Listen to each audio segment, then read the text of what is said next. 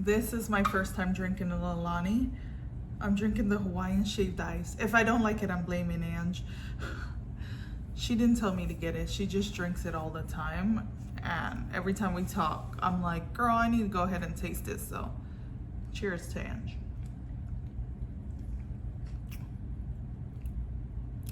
It tastes like juice, which can be a good thing or a bad thing. It is currently Hispanic Heritage Month, or Latine or Latinx Heritage Month, and it goes from September 15th through October 15th. And I think, we should always read diversely, but I wanted to share some books by Latinx authors that I enjoyed and I would recommend, as well as some that is on my TBR. If somebody's gonna ask, no, I am not a Latina, but them kids and my husband is, okay? Not that it matters. I obviously read diversity all year round, and I would encourage you to do the same. But let's jump into it. The first one I have is Violeta by Isabel Allende. This one is a historical fiction, and it was a phenomenal historical fiction. I honestly can't remember how I rated it, either 4.5 or 5. But we're following a grandma who's writing letters to her grandson about how he came to be. So for that, we're following a lot of history. We watched Violeta be born, and we saw her grow up, get married, have kids. We saw her kids have kids. So we're following an immense amount of history, and so much happened. It was so good. So good. I mean, we talked about women's rights to vote, women's rights to choose, LGBT representation is in here. I mean, everything. We just went throughout history, and it was so good. I really enjoyed this one a lot, and I don't see people talking about it ever. I've actually never seen someone talk about this one at all, but I really thoroughly enjoyed it. Again, a phenomenal historical fiction. His Perfect Partner by Priscilla Olivares. And I believe I actually got this one from the Dollar Tree, I believe. Yeah. And this one was phenomenal. I really enjoyed this one. This one followed a ballet teacher who meets one of her ballerina's dad. And at the time, she's trying to move on to go and do Broadway and forget about this town. She's just here to dance for a little bit. She wants to dance on Broadway.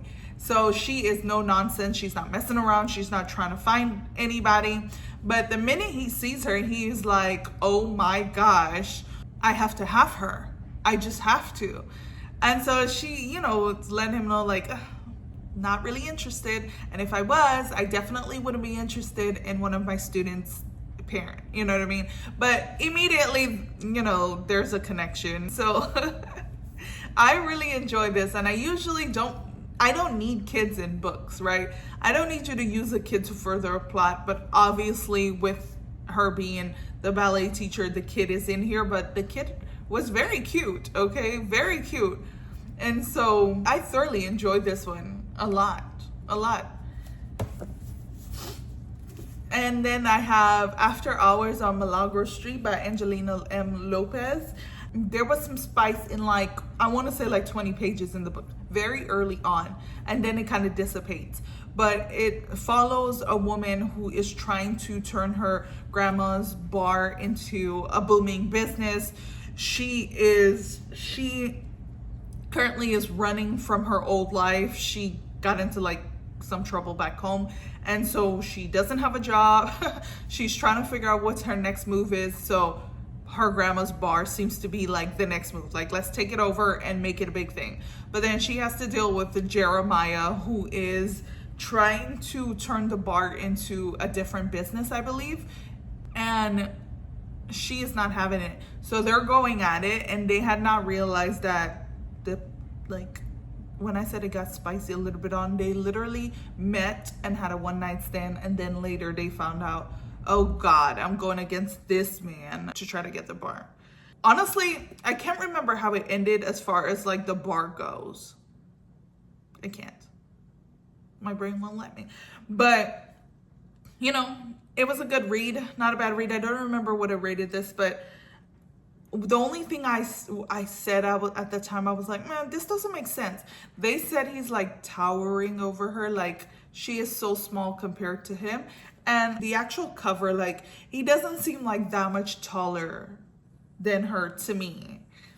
And so I was like, when you say tower, I need him to like tower her. And I don't like when the cover doesn't match the like description. It doesn't make sense. But either way, I enjoyed this one. I also believe I got this one from the Dollar Tree as well. And I haven't heard anyone talk about this one ever. To be honest, I haven't heard anything about either one of these books, but they were all very good. And then the last one is You Had Me at Hola by Alexis Daria. And that one I actually read this month and I ordered it immediately. It just haven't got here yet. So whenever book outlets decide to send me my books, I will hopefully have it by the end of the wrap up this month. But that one, it's like a telenovela, or at least it gave Jane the Virgin vibes a little bit. They actually even referenced it in there. They did. I feel like I'm gonna sneeze. My God. I'm so sorry, but something is bothering my allergies. They're both actors and they're working on the show together where they are a divorced couple who is doing a competition together. Like she's managing him and they're starting to like fall for each other within the show. They're starting to fall for each other again. So in the show that they're doing, they're having to kiss and they're having to, hug and swoon. And outside of the show, he's kind of like standoffish with her.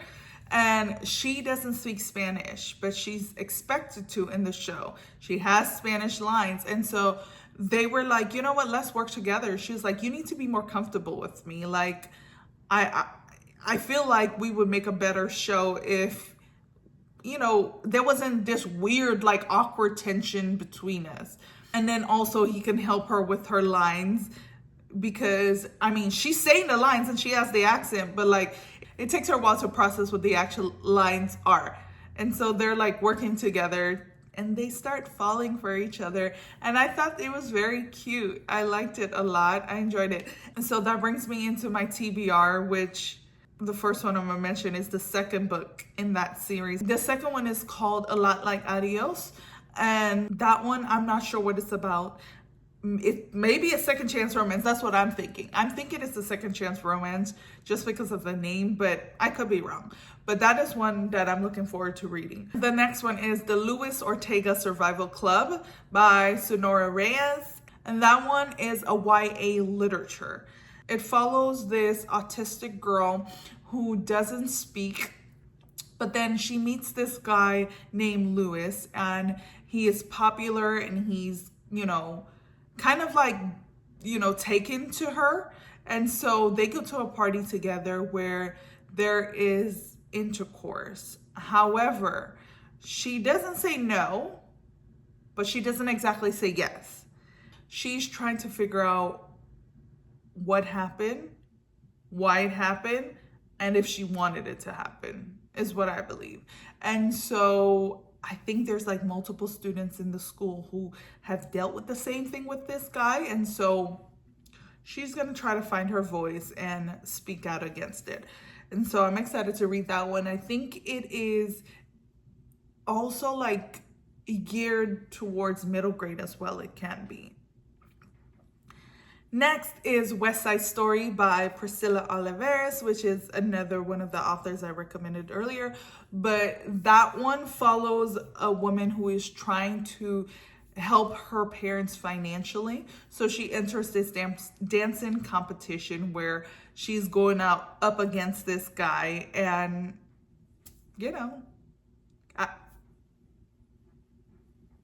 I don't know if he's her dance partner or she's going up against him actually. Now that I think about it, I don't know. But anyway, they fall in love, I'm assuming. But I'm excited to read that one. And then the last one that I'm excited to read is Our Share of Night by Mariana Enriquez. And that one is a thriller. I'm excited for that one. It follows a dad who lost his wife. So him and his son is going back to her childhood home to you know, be with the family, but also like understand where she came from. I believe there is a curse that is happening with the family, her family, I believe. So I think that one's gonna be really good. I'm really excited about it. I'm excited. I think I'm gonna eat it up. I am. And then the cover, which I'll put up on the screen, it's drawing me in. It really is. But those are some of the books that I've enjoyed and some that are on my TBR. Again, it is important that we're reading diversely all year round. It really opens up our minds, our hearts, our perspective. It's nice to know where somebody's coming from, their outlook, what they experience. It like makes us a well-rounded human being, right? And so I'm excited to read these books. But as always, thank you guys so much for watching. I hope you enjoyed this video. Happy reading. Bye.